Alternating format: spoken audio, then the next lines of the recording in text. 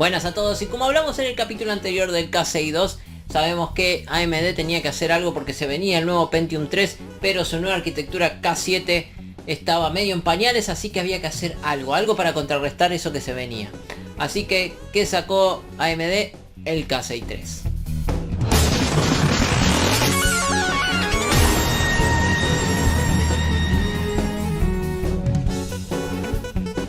El K6 3 en la actualidad es bastante difícil de conseguir, es un procesador que mucho no se ve, y eso tiene muchas razones que lo explican.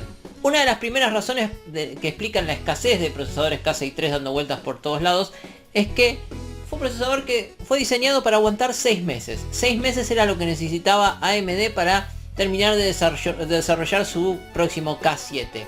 Entonces en ese interín se trató de sacar una cierta cantidad de K6 3 como para competir al Pentium 3, estar cerquita para luego sacar esa nueva generación que en teoría los pondría por encima de Intel.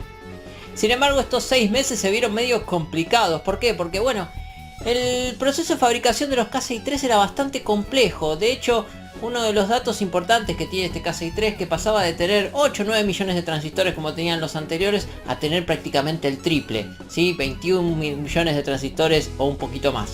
Esto se debía a que no había demasiada magia en el K6 3, ¿sí? No era ni una nueva arquitectura súper interesante, ni con un montón de rediseños, ni nada por el estilo. Se había hecho una sola cosa en particular. ¿Por qué? Porque el K6 2 no se podía extender mucho más en su arquitectura así como estaba, ¿sí? Nos llegaba hasta unos 500-550 MHz y a partir de ahí se tornaba inestable y no podía seguir. Entonces, ¿qué es lo que hizo AMD? Bueno, en una jugada bastante interesante, se le ocurrió que su mejor manera de sacarle alguna ventaja más a este procesador es incluirle la caché de segundo nivel dentro del procesador. Es decir, en el mismo chip, a la misma velocidad del bus frontal. Normalmente la caché de segundo nivel o caché L2 se encontraba en los motherboards, ¿sí? Podía venir desde 256 hasta 1 mega generalmente en la mayoría de los motherboards, pero era externa y estaba medio alejada, por lo tanto no siempre trabajaba a una velocidad total como se esperaría. En cambio, lo que hace AMD en este caso es dejar el K6 2 prácticamente igual, con pequeñas mejorcitas, y se le suma esta memoria de caché dentro del mismo chip, funcionando a velocidad completa. Con esto, aunque no se lo crea, le agregó 256 memoria de caché L2 dentro del chip y con eso lograba hasta un 20% de mejor rendimiento que la generación anterior, es decir, el K6 2. Esta arquitectura del K6 3 se llamó Sharp Tooth e incluyó este nuevo concepto que era el Tri-Level Caché, que pasó a llamarlo AMD. De hecho es algo que se mantiene hasta el día de hoy. Incluye una caché interna de 64 KB de nivel 1, una caché secundaria de 256 y una caché externa o de tercer nivel que estaría fuera del chip. Estos K6 3, si bien mejoraban el rendimiento, seguían manteniendo esas limitaciones que tenían los K6 2 para poder extenderse a partir de velocidades de 550 MHz o superiores. Por lo tanto salieron en versiones de 333 a 450 MHz generalmente. Su arranque fue con el pie derecho. De hecho, los K6 3 de 400 MHz estaban ahí palo y palos con la primera generación de los Pentium 3 que iban a 500 MHz. Es decir, tenías también de nuevo una diferencia de precio importante por un poquito más de rendimiento que tenían los Pentium 3. Pero ojo, hay que destacar algo. AMD prácticamente los estaba vendiendo al costo a estos procesadores. ¿Por qué? Porque el proceso de fabricación, como ya dijimos, era muy caro. Incluía muchos transistores y se hacía difícil producirlos. De hecho, una de las razones por las cuales se vio complicado y no hay tantos en el mercado es porque esta complejidad de fabricación hacía que los lotes de fabricación fueran bastante pequeños. De todos modos, como ya dijimos, su único objetivo era aguantar estos 6 meses para competir con Pentium 3 en su primera generación y esperar a la salida de la plataforma K7. Nuevamente AMD le extendió la vida a una plataforma, esta vez al Socket Super 7. En su momento lo había hecho con el K6 2 un poquito con la extensión de la vida del Socket 7, dejando compatibilidad en algunos procesadores para esta vieja generación. En este momento el K6 3 estaba extendiendo la vida del Super Socket 7 que ya había salido para los K6 2. Los K6 3 se seguían fabricando en el proceso de 0,25 micrómetros que ocurría en el K6 2. Sin embargo, AMD para darle una vueltita de tuerca a estos K63 cuando no lo esperábamos y pensábamos que iba a seguir sacando procesadores con el mismo proceso de fabricación. Se le dio una vuelta de tuerca haciendo el proceso en 0,18 micrómetros. Esto les permitió a los K62 tener un poquito más de vida.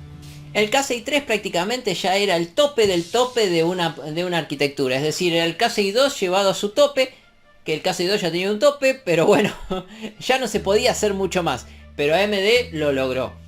¿Qué hizo? Bueno, se estaba fabricando en el proceso de 0,25 micrómetros que venía arrastrándose del K62.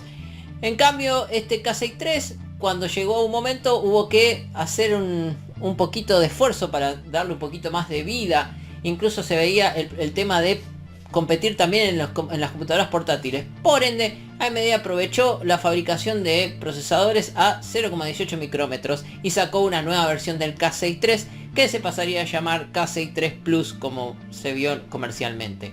Este K63 Plus se fabricó en versiones de 400 a 550 MHz. No cambiaba mucho de la versión del K63 sin el Plus. Lo único que sí servía mucho mejor para lo que eran computadores portátiles, porque al ser un proceso de fabricación más avanzado, calentaba menos, consumía menos, entonces permitía que en equipos portátiles tengamos más duración de la batería. En las computadoras de escritorio también servía, pero digamos que la diferencia de rendimiento con el K63 común al Plus no era tanta.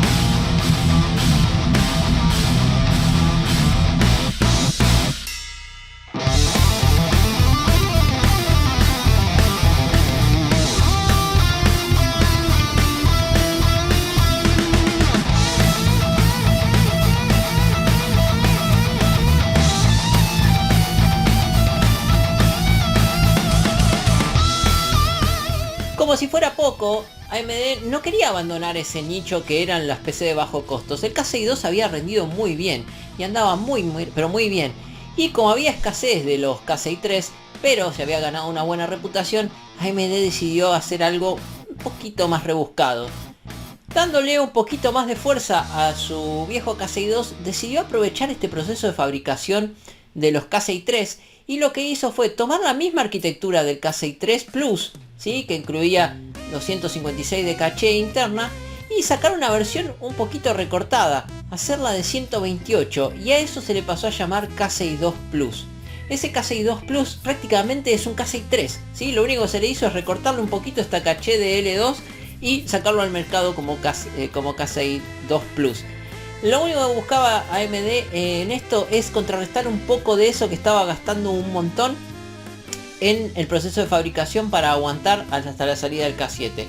Con esto trataba de buscar un poquito de unos pesos extra para poder solventar lo que estaba prácticamente vendiendo al costo. En su momento estos K62 Plus tuvieron su momento, pero no hubo una gran cantidad como para hacerse notorio. De hecho, en la actualidad son bastante escasos estos K62 Plus y salieron de versiones de 350 a 570 MHz. Este procesador de 570 MHz es prácticamente un unicornio en la actualidad. Hay muy pocos y son muy difíciles de conseguir. Pero bueno, esta línea de K62 Plus, en realidad si uno tiene un K63 Plus, prácticamente tiene el mismo procesador, nada más que con la caché recortada. AMD trató de poner un poquito más de cosas en juego cuando sacó estos K63 Plus y K62 Plus.